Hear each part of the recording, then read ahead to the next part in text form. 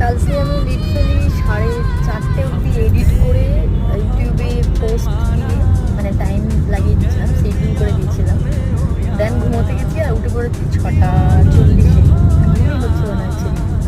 এটা বোধহয় সবার সাথে হয় না কোথাও যাওয়ার আগে, হয়তো। আর আমি পরে নিয়েছি একটা, যেহেতু মেহেন্দি আছে আজকে, এটা আমারই প্ল্যান ছিল মেহেন্দিটা রাত। বাঙালি কালচারে তো খুব একটা মেহেন্দি হয় না, বাট